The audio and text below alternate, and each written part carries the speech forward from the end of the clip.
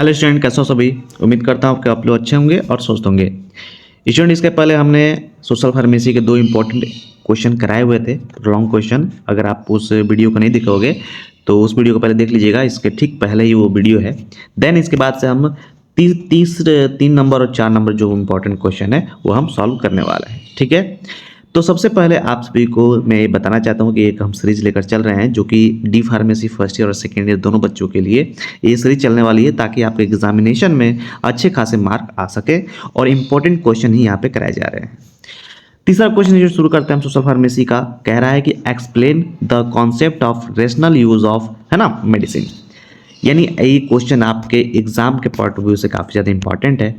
ठीक है, तो इसको हम आसान तरीके से समझेंगे और कैसे इसको लिखना है वो हम आपको बताने वाले हैं। क्वेश्चन कह रहा है कि दवाओं के तर्कसंगत उपयोग यानी रेशनल यूज ऑफ मेडिसिन की अवधारणा को समझाना है, यानी इसको बारीकी से समझाना है। तो सबसे पहले आपको लिखना होगा हेडिंग, साथ ही साथ आप पेन और कॉपी लेकर बैठेंगे और लाइन बाय लाइन आप नोट भी करते चलिएगा। हेडिंग डालना है आपको इंट्रोडक्शन यानी परिचय। ठीक है, ये किसका परिचय भैया? रेशनल यूज ऑफ मेडिसिन का परिचय।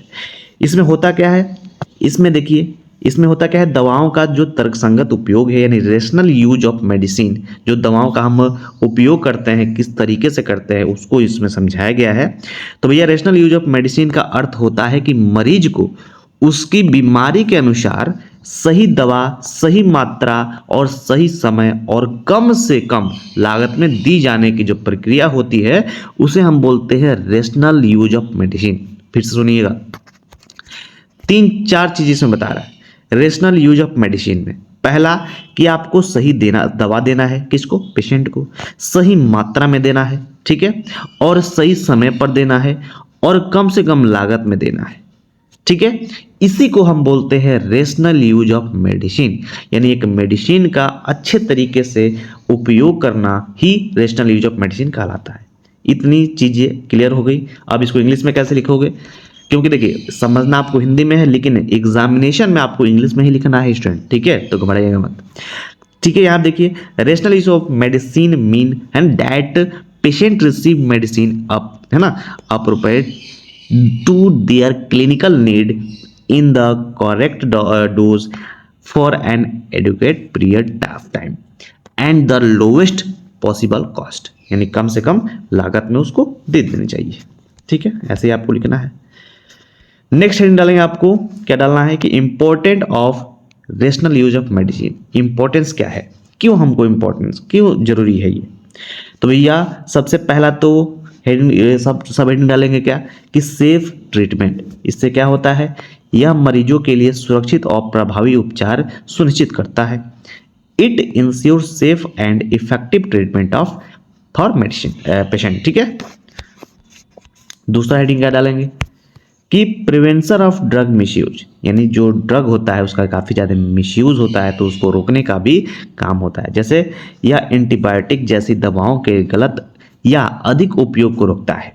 ठीक है, यानी कोई फार्मासिस्ट है भैया अगर अच्छे तरीके से देता है, रेशनल यूज का प्रयोग करेगा, तो बहुत सारी ऐसी दवाएं हैं जो पेशेंट लेना चाहता है लेकिन उसके बॉडी पे काफ़ी ज़्यादा डिसएडवांटेज इफेक्ट डालता है ना, तो इसके वजह से उसका जो ड्रग का मिसयूज है उसका भी कम हो जाएगा।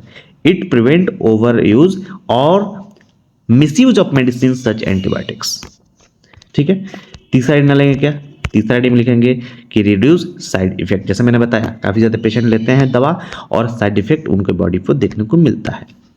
दवाओं के सही उपयोग से दुष्प्रभाव कम हो जाता है ना, यानी दवा का सही तरीके से यूज करेंगे तो आपके शरीर पे साइड इफेक्ट होने का चांसेस काफ़ी ज़्यादा कम हो जाएगा। Proper use of medicine reduce adverse drug reaction. ठीक है, साइड इफेक्ट को एडवर्स ड्रग रिएक्शन बोलते हैं, आपको पता होना चाहिए।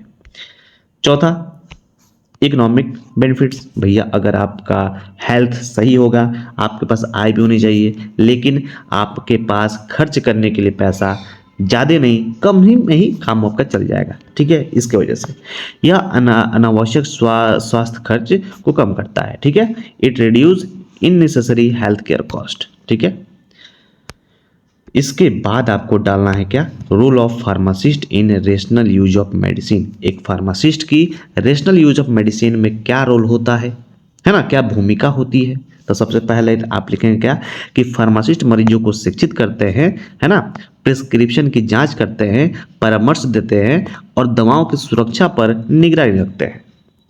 यही आपका फार्मासिस्ट का अहम रोल होता है। Pharmacist educate patients, check prescription, provide counselling and monitor drug safety. तो ये सारी चीज़ें आपको अपने कॉपी में लिख लीजिएगा और एज इट इज़ आपको पेपर में भी ऐसे लिख के आना है, ठीक है। लास्ट में आपको लिखना क्या है, लास्ट में लिखना है भैया काउंसलिंग, ठीक है, यानी निष्कर्ष क्या है लास्ट में।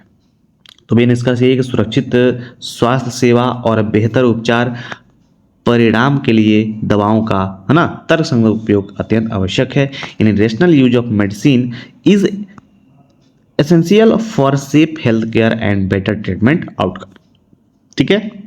इतनी चीज़ें आपको लिखेंगे तब जाके आपको 5 नंबर मिलेगा भैया, ठीक है। अब मैं ये नहीं कह रहा हूँ कि आपको भैया बस पढ़ के चले जाना है, नहीं, इसको प्रॉपर एक नोट बनाइए और उस पर नोट करते चलिए, ठीक है। नेक्स्ट क्वेश्चन की तरफ चलते हैं आप सभी के लिए। ये भी क्वेश्चन काफ़ी ज़्यादा इंपॉर्टेंट है, कई बार क्वेश्चन आपका पूछा भी गया है, ठीक है। इसको थोड़ा सा जल्दी में करते हैं क्योंकि वीडियोस का लेंथ भी थोड़ा कम रखना है। Explain patient counselling in pharmacy practice. Pharmacy practice में मरीज परामर्श को समझाइए।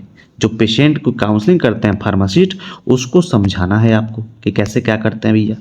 तो सबसे पहले लिखेंगे इंट्रोडक्शन, ठीक है। इंट्रोडक्शन हमेशा लिखना है स्टूडेंट। तो मरीज परामर्श वह प्रक्रिया होती है जिसमें फार्मासिस्ट मरीजों को दवाओं के सही उपयोग के बारे में जानकारी और मार्गदर्शन देता है। Patient counselling is the process in which a pharmacist provides information and guidance to patient about the proper use of medicine, ठीक है। यानी प्रॉपर यूज कैसे किया जाता है मेडिसिन का, उसकी काउंसलिंग करना एक फार्मासिस्ट की भूमिका होती है। Next, objective of patient counselling, ये जरूर लिखना है आप लोगों को कि मरीज परामर्श के उद्देश्य क्या है, ऑब्जेक्टिव क्या है, ठीक है। सबसे पहला पॉइंट लिखेंगे क्या, प्रॉपर यूज ऑफ मेडिसिन। यह सुनिश्चित करता है ना, कि मरीज दवाओं का सही तरीके से उपयोग कर रहा है या नहीं कर रहा है, तो इसलिए उसको प्रॉपर यूज ऑफ मेडिसिन के बारे में बताना होता है, ठीक है। ये आपका फार्मासिस्ट का उद्देश्य होता है। To ensure the patient use of medicine correctly, patient दवा को मेडिसिन को करेक्ट रूप से ले रहा है कि नहीं ले रहा है। Improve treatment outcome, it helps improve the effective of treatment. इससे क्या होता है, इससे होता क्या है कि आपके जो पेशेंट है उसका जो ट्रीटमेंट होता है उसमें इम्प्रूवमेंट देखने को मिलती है, ठीक है। तीसरा, रिड्यूस ड्रग एरर्स, यानी यह क्या करता है भैया, यह दवा संबंधित गलतियों और दुरुपयोगों को कम करता है, ठीक है। It reduce medication errors and misuse of drugs, ठीक है। मान लीजिए कोई पेशेंट है ना, उसको एल्प्रॉक्स का आदत लग गया है, उसको नींद नहीं आती तो एल्प्रॉक्स उसको ले रहा है, उसको समझाने वाला कोई नहीं है, तो एक फार्मासिस्ट की भूमिका होती है कि वो पेशेंट को समझाए कि आपको ऐसी दवाओं से लेने पे आपकी बॉडी पे क्या इफेक्ट पड़ेगा। यही मेन उद्देश्य होता है, ठीक है। नेक्स्ट आप हेडिंग क्या डालोगे, हेडिंग डालोगे information provided during patient counselling. मरीज परामर्श के दौरान दी जाने वाली कौन कौन सी सलाह होती है, ये आपको बताना है। तो सबसे पहला हेडिंग डाल देंगे भैया doses and method of use. Pharmacist दवा की सही मात्रा लेने का तरीका समझाता है। द फार्मासिस्ट, है ना, explain the correct dose and how take the medicine. दूसरा, duration of treatment, duration of treatment, है ना, मरीजों को बताया जाता है कि दवा कितने समय तक लेनी चाहिए। ये नहीं कि 15 दिन का दवा है तो भैया आपको लेना है 1 महीना, उसको बताइए मत। वो क्या करेगा, पेशेंट वो लेता रहेगा, बाद में जब तबीयत खराब हो जाएगा तब आपके पास आएगा। तो ऐसा भी नहीं करना है, ठीक है। आपको प्रॉपर तरीके से ड्यूरेशन को समझाना है। Patient are informed about how long the medicine should be taken. तीसरा, possible side effects, patient are informed about possible side effect of medicine. जी हाँ, आपको साइड इफेक्ट के बारे में बताना है पेशेंट को कि अगर आप इस दवा को ज़्यादा यूज़ करोगे तो आपके बॉडी पे साइड इफेक्ट भी आ सकता है, ठीक है। चलिए, चौथा, स्ट्रॉन्ग ऑफ मेडिसिन, ठीक है। फार्मासिस्ट दवाओं को सुरक्षित रखने का तरीका भी बताता है। कि भैया आपको इसको धूप में नहीं रखना है ना, प्रॉपर इसको फ्रीज में रखना है, ये सारी चीज़ें फार्मासिस्ट ही बताता है।